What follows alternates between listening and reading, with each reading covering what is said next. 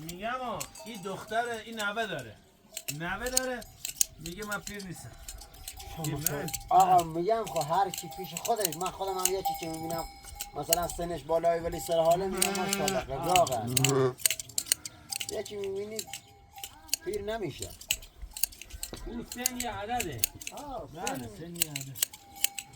قیافه مطرح یه قیافه میبینی پیرمرد میزنه. تو آدم اگه اصلا سنش بالا از بهش نمیخوره.